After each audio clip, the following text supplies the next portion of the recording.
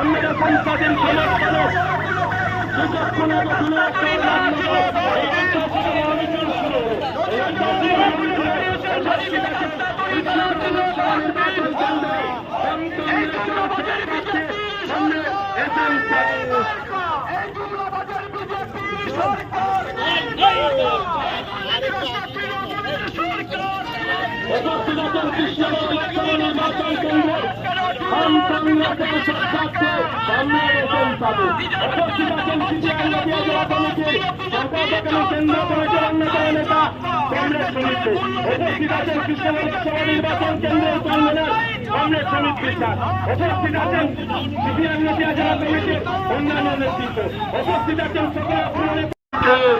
আপনার বেথুয়ারি শহর এক ঐতিহাসিক মিছিলের সাক্ষী, যে মিছিলের পুরো ভাগে রয়েছেন কমরেড এসএম সাদী, লোকসভার সিপিআইএম দলের মনোনীত কংগ্রেস সমর্থিত প্রার্থী।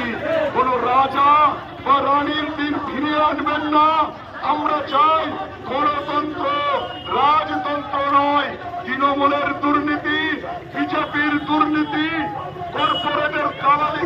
সভাপতি, আমাদের নেতৃত্ববৃন্দ এবং আজকের সভায় উপস্থিত কমরেডগণ, হচ্ছে গোটা লোকসভা আমরা প্রায় 1 মাস ধরে ঘুরছি এবং সেই ঘোরবার অভিজ্ঞতার ভিত্তিতে আপনাদের সামনে কথা বলতে পারি যে আজকে যেমন আপনারা সুবৃহৎ জমায়েত করে কথা প্রমাণ করেছে যে গোটা নাকাশিপাড়ায় বিধানসভা এলাকায় তৃণমূল এবং বিজেপির পরাজয় এখন মাত্র সময়ের অপেক্ষা, তেমনি গোটা লোকসভা জুড়ে সবকটা বিধানসভা থেকে আওয়াজ উঠছে যে নির্বাচনের পরে তৃণমূল এবং বিজেপির অস্তিত্ব গোটা লোকসভা কেন্দ্রে আমরা মুছে দিতে সক্ষম হব।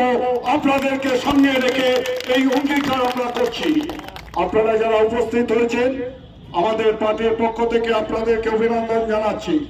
চারিদিকে আওয়াজ উঠেছে যে ভারতীয় জনতা পার্টি তারা একজন রানীমাকে দাঁড় করিয়েছে।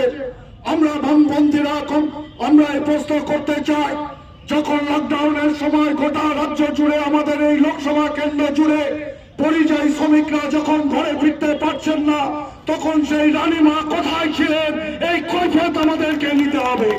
আমরা আমাদের প্রার্থী কমরেড এসএম সাদী এ ধার করে আনা না, এ তৃণমূল বিজেপি না যে একদিন তৃণমূল করবে আর পরের দিন বিজেপি করবে।